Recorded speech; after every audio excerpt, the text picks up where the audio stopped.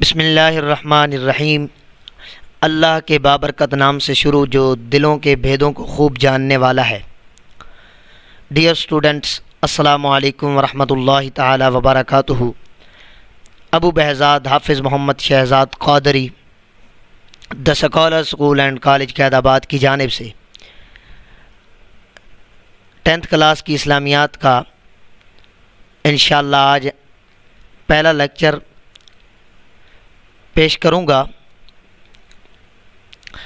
بچوں، اب ہم اپنا سبق شروع کرتے ہیں۔ بسم اللہ الرحمن الرحیم، اور آج کے ہمارے سبق کا عنوان ہے سورہ احزاب کا تعارف۔ آپ لوگ بخوبی یہ بات جانتے ہیں کہ 9th کلاس کے اندر آپ نے سورہ انفال کا ترجمہ پڑھا، اور 10th کلاس میں سورہ احزاب کا ترجمہ پڑھنا ہے۔ ہم کل سے انشاءاللہ باقاعدہ سورہ احزاب کا آغاز کریں گے، لیکن آج کے سبق کے اندر ہم سورہ احزاب کے متعلق بہت ضروری معلومات پڑھیں گے۔ سب سے پہلے سورہ احزاب، اس کا نام کیا ہے؟ سورۃ الاحزاب، الاحزاب۔ اس کی تشریح تفصیل انشاءاللہ نیکسٹ میں آ جاتی ہے۔ سب سے پہلے اقسام صورت، قسم صورت کون سی ہے؟ یہ مدنی ہے۔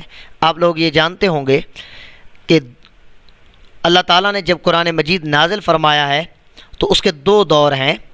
ایک دور یہ ہے کہ جب نبی کریم صلی اللہ علیہ وسلم کو 40 سال کی عمر میں اللہ تعالیٰ نے اپنا نبی بنا کے بھیجا اور پہلی وحی نازل ہوئی، اس کے بعد نبی کریم صلی اللہ علیہ وسلم 13 سال تقریباً مکہ میں تشریف فرما ہوئے، اور نبی کریم صلی اللہ علیہ وسلم نے 13 سال مکہ میں قیام فرمایا۔ تو اس 13 سالہ دور کے دوران جتنی بھی صورتیں نازل ہوئیں ان صورتوں کو کہا جاتا ہے مکی صورتیں۔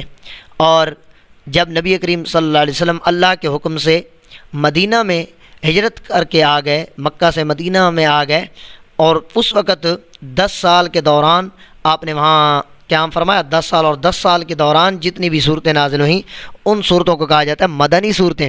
تو اب مکی اور مدنی صورتوں کے درمیان جو ہے وہ اس اعتبار سے فرق ہے، دور کے اعتبار سے۔ جو مکہ میں دوران مکہ نازل ہوئیں، دوران مکہ یعنی جب نبی کریم صلی اللہ علیہ وسلم مکہ میں تشریف فرما تھے اور قیام فرمایا ہوا تھا آپ نے، اس وقت جو صورتیں نازل ہوئیں ان کو کہا جاتا ہے مکی صورتیں، اور جو مدینہ کے عرصے کے دوران نازل ہوئیں ان کو مدنی صورتیں کہا جاتا ہے۔ تو مکی صورتوں کی تعداد 86 ہے اور مدنی صورتوں کی تعداد 28 ہے۔ اسی طرح تو یہ صورت ہے مدنی۔ اسی طرح قرآن مجید کے نزول کی جو ترتیب ہے وہ دو ہیں، ایک ہے ترتیب نزولی اور دوسری ہے ترتیب توقیفی۔ ترتیب نزولی اور ترتیب توقیفی کے درمیان فرق آپ یوں سمجھیں کہ ایک ہے صورتوں کا اعتبار نازل ہونے کے اعتبار سے، کہ سب سے پہلے کون سی صورت نازل ہوئی؟ سورہ علق، اقرا بسم ربک الذی خلق۔ دوسرے نمبر پہ کون سی نازل ہوئی؟ سورہ مدثر، یا ایھا المدثر قم فانذر۔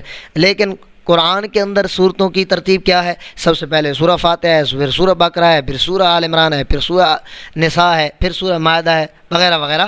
تو یہ جو اب ہمارے پاس جو قرآن مجید کا نسخہ موجود ہے، مصحف موجود ہے، اس میں جو ترتیب ہے اس ترتیب کو کہا جاتا ہے توقیفی۔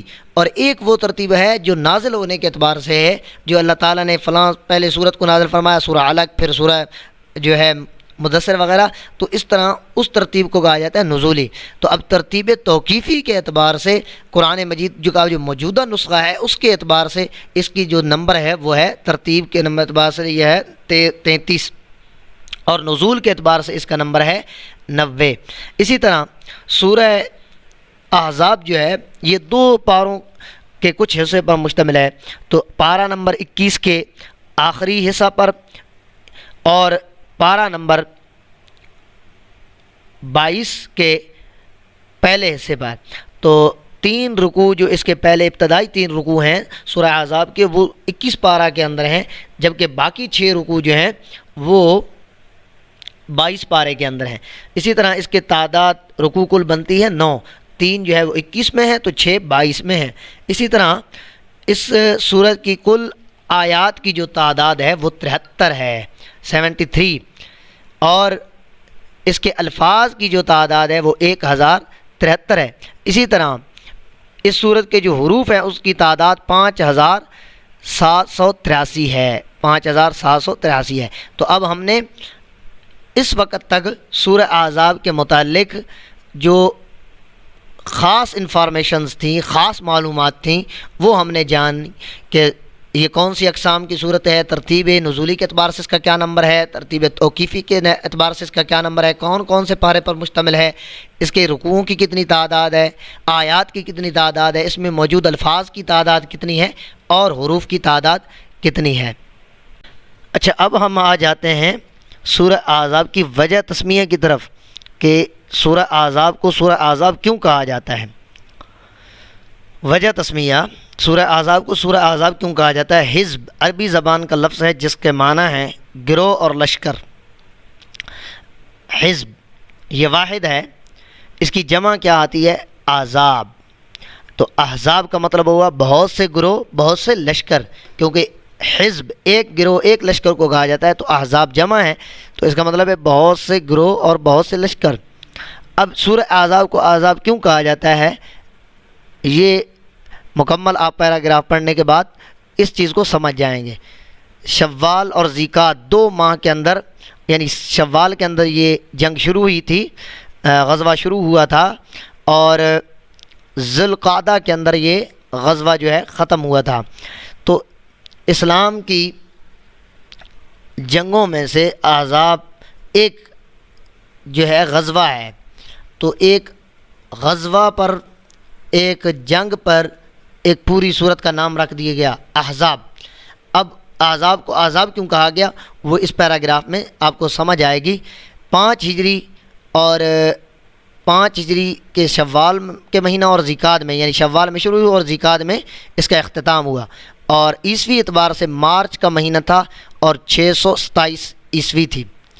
مشرکین مکہ نے، جو مشرک تھے مکہ نے، جب نبی کریم صلی اللہ علیہ وسلم مدینہ میں آ گئے تب بھی کفار نے جو ہے آپ مسلمانوں کو تنگ کرنا نہ چھوڑا، اور مختلف جو ہے اوقات میں مسلمانوں کو تکلیفیں دینے کی ناکام سازشیں اور کوششیں کرتے رہے۔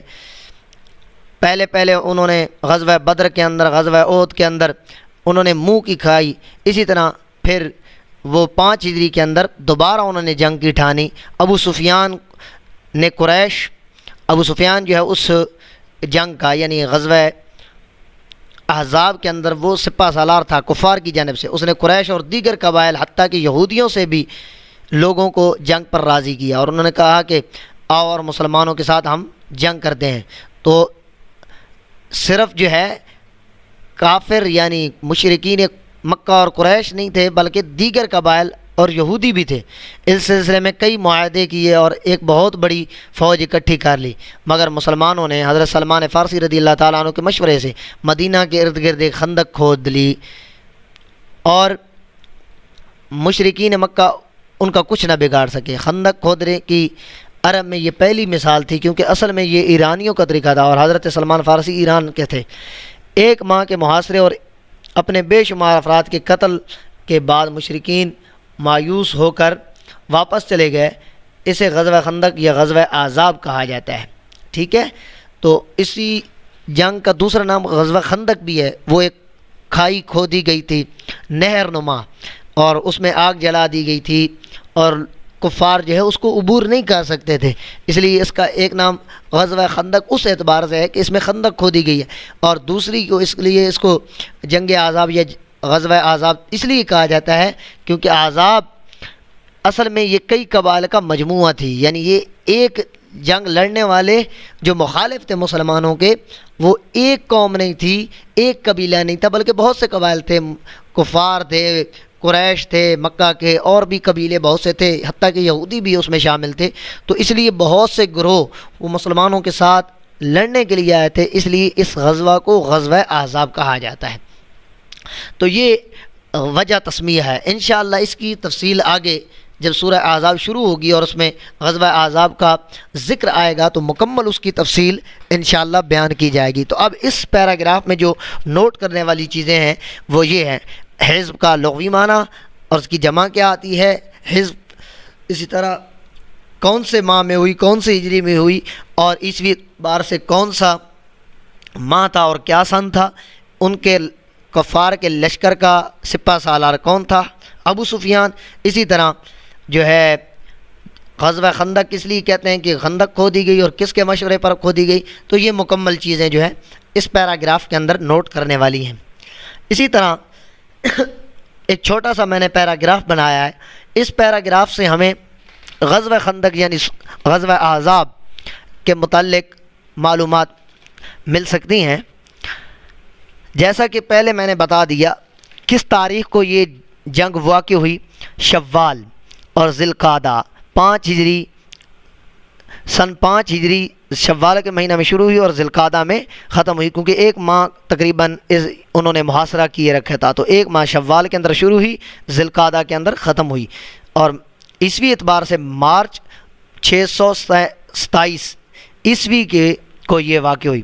اسی طرح مقام وقوع، کہاں پر یہ جنگ واقع ہوئی، مدینہ اور اس کے آس پاس، مقام اور محل وقوع اس کا کیا تھا، مدینہ اور اس کے آس پاس، اس لیے کہ نبی کریم صلی اللہ علیہ وسلم حضرت سلمان فارسی کی تجویز کے مطابق مدینہ کے ارد گرد خندق کھودی گئی تھی۔